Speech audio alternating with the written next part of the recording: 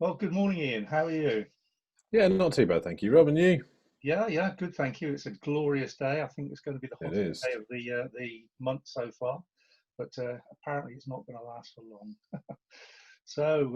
Well, firstly, thank you very much for agreeing to take part in my kind of research. And you'll see through posts I've been putting on LinkedIn and various other places how other leaders are contributing.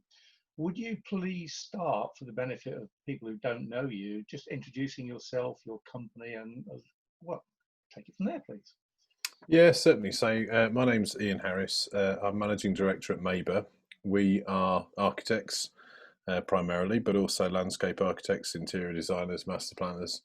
The company's been around since 1983, so I suppose we're on to our kind of second generation of management team. And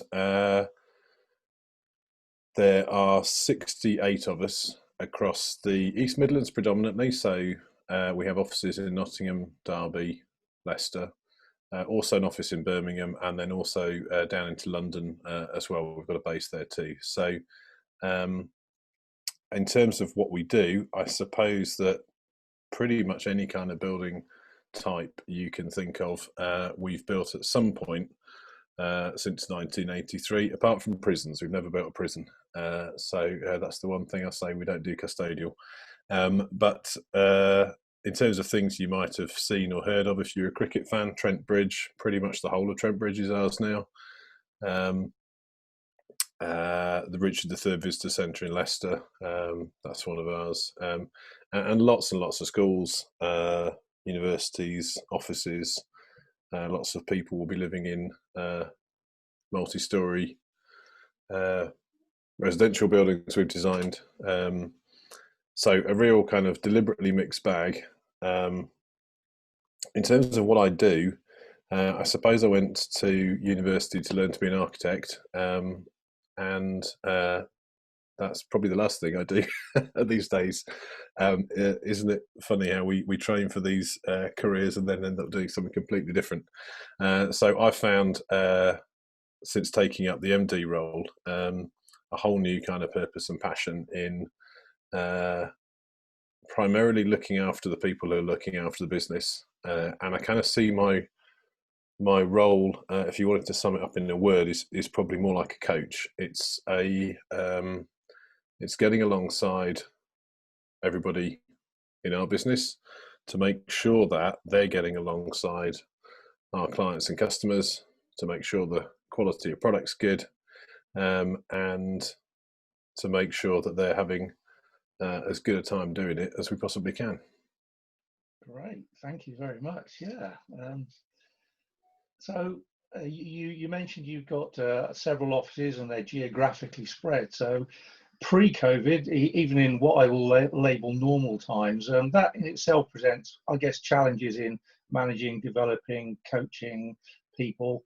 So now, because we're COVID focused, if you like, in this interview, how did that change? I noticed you mentioned in one of your responses remote pastoral care. So how did that change for you in your ability as a leader to communicate and coach with those people? Um, I think as soon as you start, we found as soon as we opened our Derby office in 2003, which myself and one of the associate directors at the time went over to Derby to go and do that. So I was kind of instrumental in that. As soon as you start creating geographic distance between people, you have to start paying attention to how you are stitched back together and still maintain some kind of focus and common purpose. It makes juggling resources a little more difficult. It makes the sort of water cooler chats and the business intelligence a bit more difficult. So now that we have 5 offices, it's something that prior to coronavirus, we pay a lot of attention to anyway. So there's a couple of things there. Is, I suppose, one is I don't have a home base. I don't have an office. I don't. I mean, I have a home. It's not like a cardboard box or something. But it's my job. Ever since I've taken on the role, I've very much seen as needing to walk the floor. So typically I'd spend a day a week in each office, and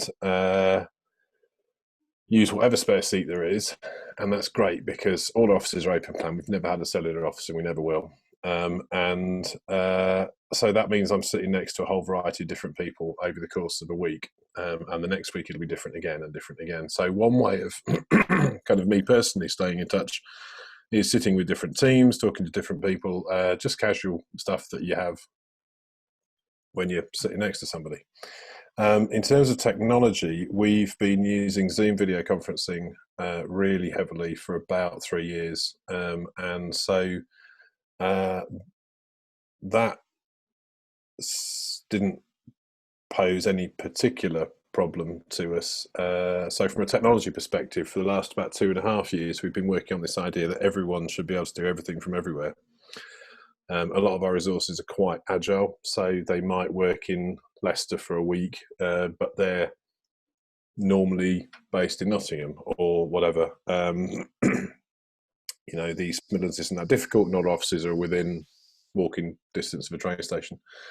So I suppose from a technology perspective, we're all, laptops, everything's in the cloud. Technology allows data and information and communication to be at our fingertips wherever we are. We really heavily use Slack. I don't think you can take that away from our business now without it falling over. And if you don't know it, that's kind of like Facebook, but for people who actually need to get stuff done. And it's brilliant because teams and projects have channels. We invite our clients and our external consultants into channels. Data is put there in a very public forum, and it's all searchable, and it's just fantastic. And then we also use things like Trello to organize kind of outputs, whether that's in a project or for BD and marketing or whatever. So that's really like a sort of a virtual post-it board, but with a good deal more depth and information, so we can add schedules and create programs out of data that we pin to it. We can allocate responsibilities and tasks, and then we really heavily use all the Google suite of authoring documents. So that's sort of, instead of using Office, and I realised that sort of Teams has allowed Office to kind of interconnect a bit more now than it used to. But we tend to use the Google suite of, so the equivalent of kind of Word and PowerPoint and Excel. But what's great about that is everyone can collaborate on the same document at the same time. So I suppose in a kind of roundabout way, what I'm saying is that actually we were able to go from, I think it was March the 16th, I think the Prime Minister made his announcement in the afternoon.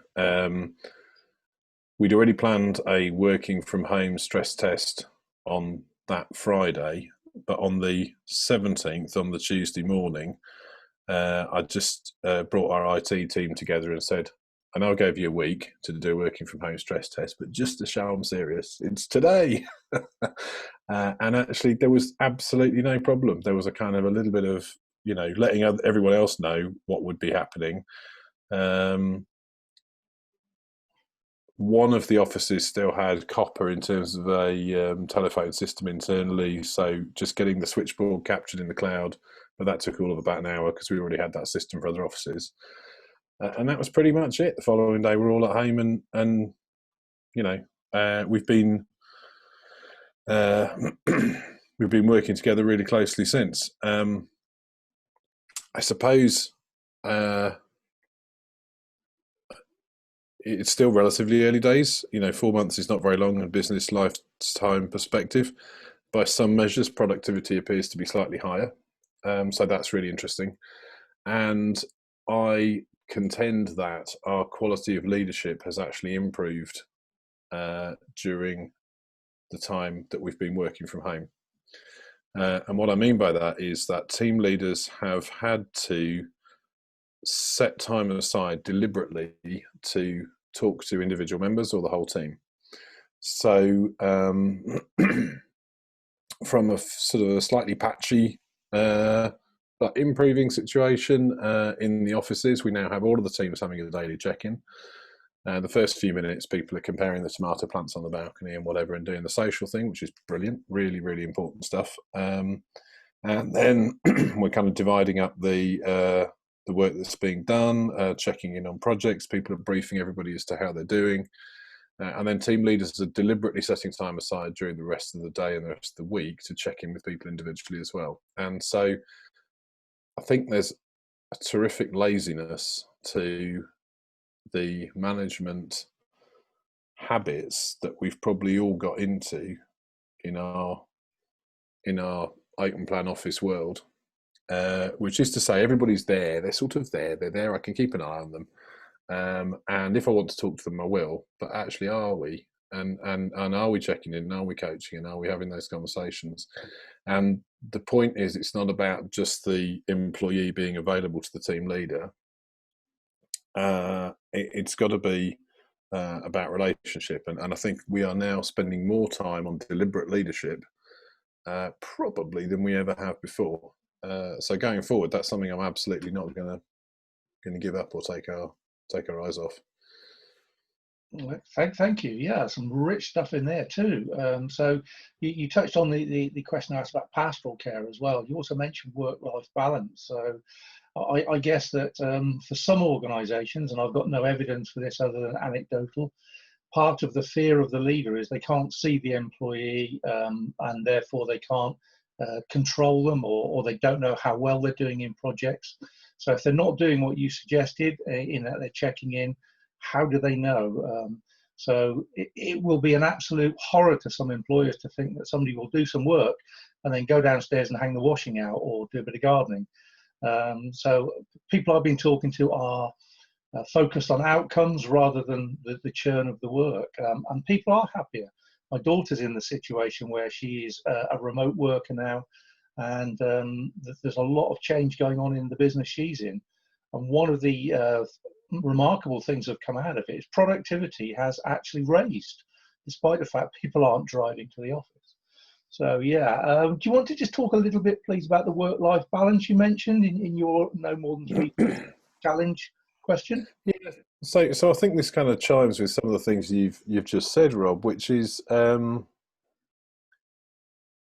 a lot of the excuse I think I have heard people in our business and other businesses give as to why working from home couldn't happen tended to revolve around technology, and that's absolute rubbish. The technology hasn't been a barrier for 20 years, and certainly not today. The real barrier is trust, and so I've been thinking about this quite a bit. I do quite a bit of work in education. I've designed a lot of schools over the years, and working with educationalists and and I think the open plan office is largely based on the model of the classroom. I think that the baby boomers came out of they were brought up in their classrooms by a bunch of demob soldiers. Not necessarily the best kind of idea to put someone who's just been through the trauma of World War II in front of a bunch of kids without any training, but that's largely what happened. And certainly my dad recounts stories of eye-watering stories of those days. And I think the baby boomers grew into the 60s and 70s offices with much that mentality that basically it's there as a surveillance device, that everybody's lined up on desks, you can see they're working, it's fundamentally a classroom. And and of course it's a nonsense, because if you can't see their monitor, there's nothing to say they're not on Facebook or booking a holiday or whatever they could be doing. Doesn't mean they're more or less productive. They could just be clicking a mouse every 5 minutes for all you know, you unless you're going to micromanage, which again is one of the kind of cancers of modern office life. So the real barrier to working from home was trust, and what are we afraid of? So, and this is where the work-life balance comes in, I think. So we've been spending a lot of time since lockdown thinking about culture. We were anyway. It's something that we have paid a lot of attention to over the years. It's something that the investors in people, successive waves of accreditation, have looked at and thought about and assessed, and we have scored well at, but never been very satisfied that it was as good as it could be. And the point about culture is that culture Well, it doesn't matter what plans you make. Like culture eats strategy for breakfast. Strategy is irrelevant compared to culture.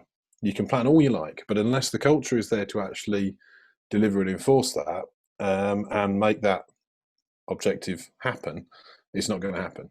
And the reason for that is that culture is what people do when you're not watching them. When they're not being observed, culture, that's culture.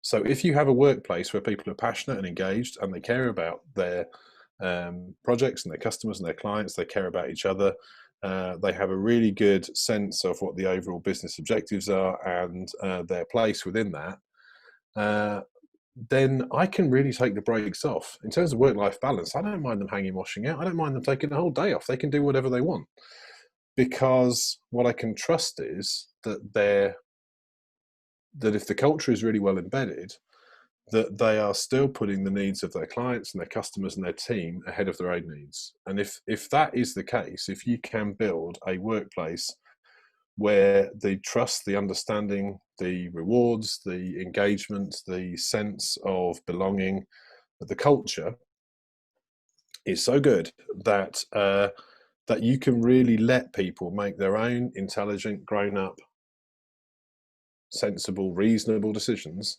not need to micromanage them, not be threatened by them, exhibit trust is critical in terms of growing a good culture, then that releases an awful lot of the worrying and the micromanaging and the pettiness, which actually grinds people down over time.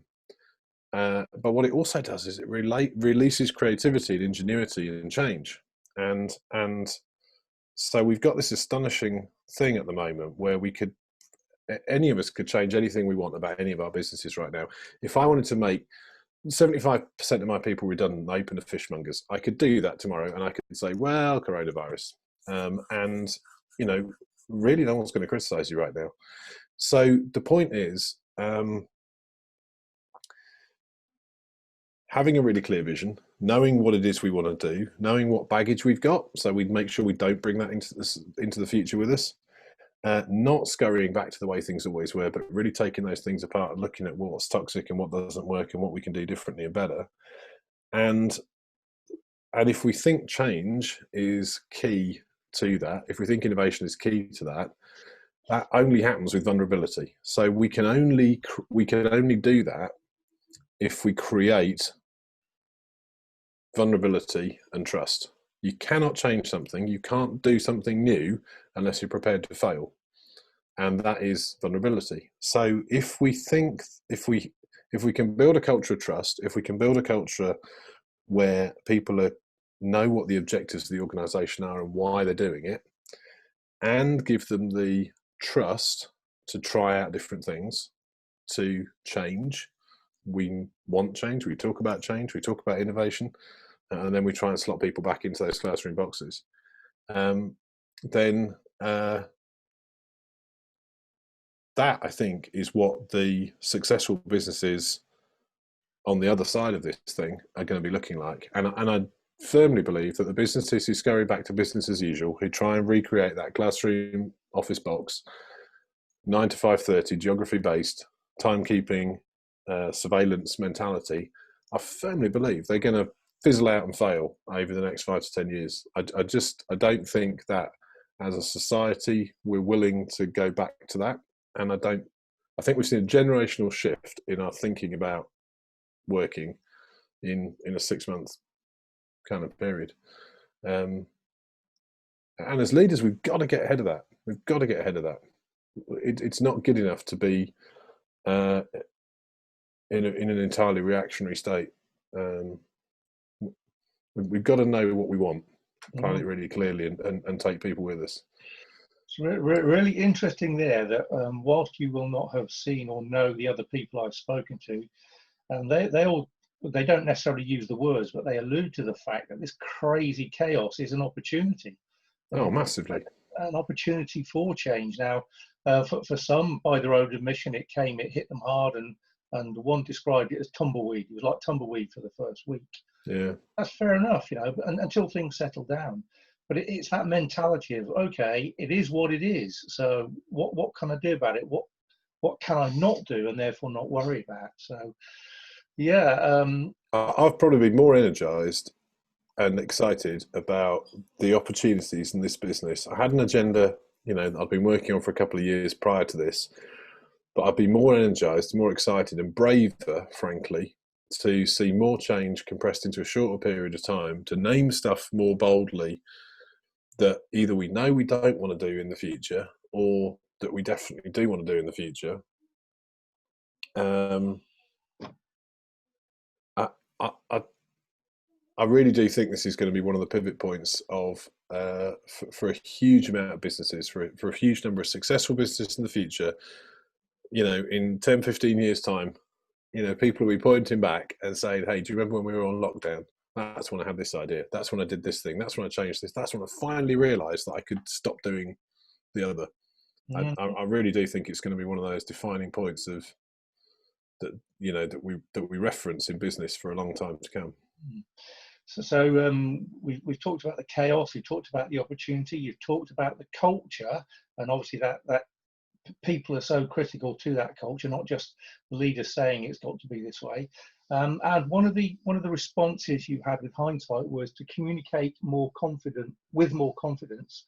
The world isn't falling off a cliff. So a two-part question to here. So one, did you pick up the sense that some of your team were kind of nervous and thought the world was ending? And two, how did you communicate with confidence? Because one conversation I've had was with an individual who's really, really good face-to-face, and he can pick up on the nuances of people and the moods in the room. And the challenge was, how do you do that through the screen? So two parts to that question. So I think, so I think the unfair bit about that is hindsight, because with hindsight, you could always do everything better, couldn't you? It's the most exacting form of science. And so there are definitely, so with hindsight, we could and should have done some things differently and better. I think there were a few kind of key moments. One of them was getting team leaders to really quickly take the temperature in that first week of all of their teams, and coming together. We decided to have weekly directors meetings from that first week onwards, and coming together and sharing that data and information. Apocryphal, messy, but real, and very quickly realizing that there was a big spread of different reactions, different home circumstances, and I mean, whether you've enjoyed lockdown or whether you haven't largely depends on whether you've got kind of under fives in the house that haven't been able to go to school, or I think there's or whether you've got any space at all to set up and work. And very quickly we established, we did again in that first week, we did a sort of a version of our kind of work station assessment, but tailored for homes. And it was looking at, what's the speed of their internet? What's have they got a place they can close the door to have a phone call? Yes, it's about, are they comfortable, and are they, sort of, have they got the equipment they need? And actually, our IT team did a fantastic job of ferrying around like a Berlin airlift, driving around 4 counties, dropping off monitors and monitor stands and different things to people, just to make their home setups. Yes, they've all got laptops and they were all, they could all plug them in, but just to make their home setups a little bit better. So I think the fact-finding piece was really critical.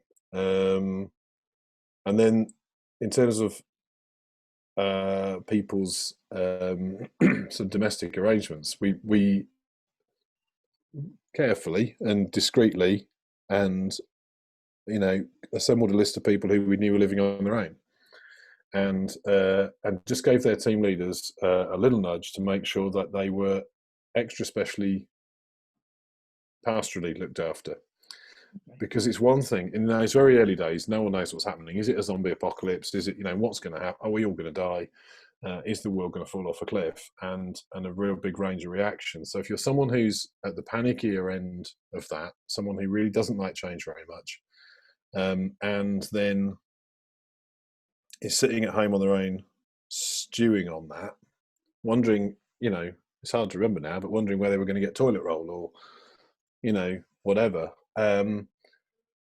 Actually just having someone coming alongside you and kind of saying, look, it's okay, you're not on your own. We're not going to let you fall off a cliff. We're not, if you need toilet roll, actually someone will bring it to you if that really, really becomes an issue. And so then we also quickly assembled networks. So as soon as we started furloughing people, we created a furlough friends network, because I was really keen that, so furloughed people still checked into their team check-ins every morning, because like the first 10 minutes is swapping growing tips on tomatoes on balconies. It's a social thing, as feeling connected. But also, I didn't want anyone to feel like they were cut loose. It was just about some of our particularly industrial clients and blue chip clients, where they sort of shut the gates and walked away for the first 4 weeks. All of the capital projects came to a halt. Some teams really were looking for things to do, and actually the furloughing scheme was very useful financially, but we didn't want anyone to feel disconnected. So that communications piece was really key. And I sent out a message every day for the first 3 or 4 weeks, just summarising what had been happening with the business, what we were looking at and thinking about. And so every day, towards the end of the day, there was something posted in our general Slack channel, which is like an all-staff email if you're stuck in the 20th century. And just kind of trying to be as honest and as open as we could about financial position, encouraging people on different pastoral efforts, encouraging people on projects that were restarting, or good news that we were having, and being really, really honest about stuff that wasn't as well. And so I suppose that the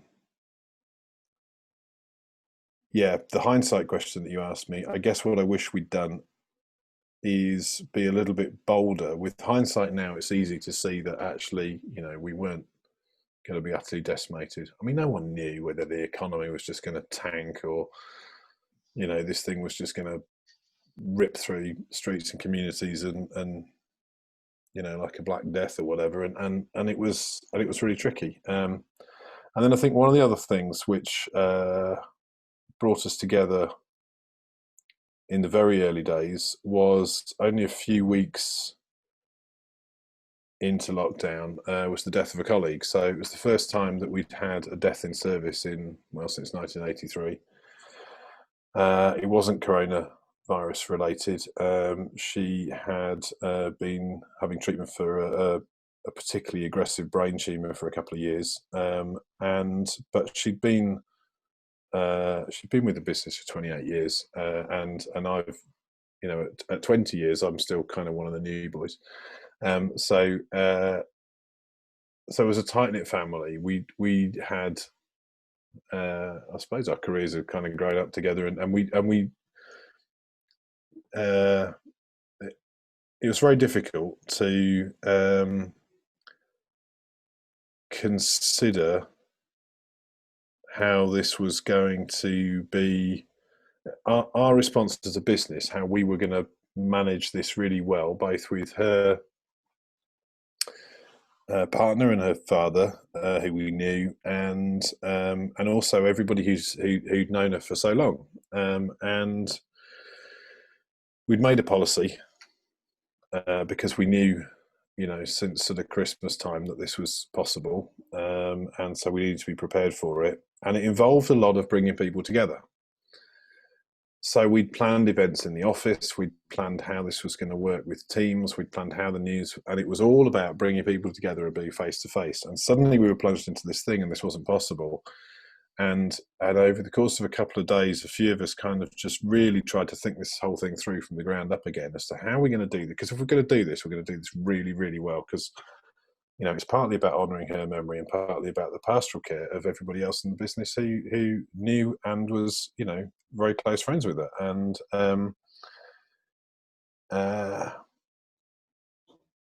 actually, having to think through some of those ways that people have to be engaged with in community, that we have to gather together, that we have to talk and share,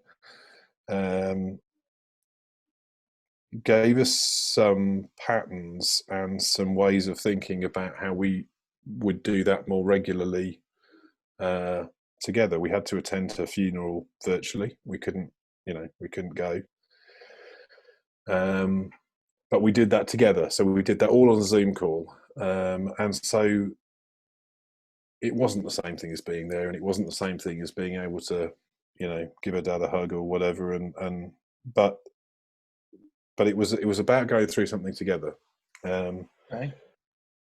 So I think that was again one of the things very early days that kind of gave us a pattern for what the office coming together might look like. And then we've done that a few times since. So we do that every week now. On Thursdays we have a thing called Thursday Thinks, 20 minutes, rigorous 20 minutes, with something to just inspire and excite people, sharing a project, and then a wild card, which is just something that would have been an email, but just is better explained for 3 minutes. And then we've also had a Maber day where we've closed all the offices. Well, closed the offices. Isn't it funny how you fall into that as a shorthand? We've stopped everybody working on their normal things all day and came together on Zoom and had a series of exercises and kind of opportunities, seminars, things to think about, breakout rooms to talk about, 9 questions posed to the staff about how we might choose to go back to better, and collected a lot of rich data out of that. So that kind of pattern, I suppose. Yeah, crikey. Established. So yeah, very, very involved. So we're coming to the end now, Ian. So I've got one last question, which is designed to be short, because I'm kind of putting you on the spot, as I have done with others, so you don't feel special. Right, one word answer. Well, that'd be a challenge. Okay, so with future leaders, if they were going to look back, what wisdom would you give future leaders about what you have learned? So one sentence perhaps might do it. What piece of wisdom would you share with future leaders about the challenges you've faced recently? Gosh, I think one word might be a bit of a challenge. Maybe it isn't, actually, mate. I'm going to go with culture. Culture is it. It's absolutely it. It requires you to know really clearly, being able to articulate the vision and the values and where you're headed, not in a nonsense marketing way, but the real stuff, the stuff you wouldn't put on your website, the stuff that you're wrestling with, the stuff when you're being really honest with yourself, where your obstacles are, and then it requires you to share that vulnerably. You're painting a picture for the future that doesn't exist yet, and you've got to get buy-in, and people have got to trust you. And if you're not prepared to put your heart on your sleeve and show a bit of passion and a bit of vulnerability, what on earth would anyone trust you? So culture is my one word answer. There you go. Okay, thank you. Pleasantly surprised, because it's not an easy question to ask. So that just leaves me to firstly remind you that before we go public with this, you'll get a copy of this to look at sanction, and we'll discuss it. And secondly, a massive thank you for you to taking the time out of your business to do this, and hopefully other people can gain something from it too. They can learn from it. So I'm going to pause the recording now.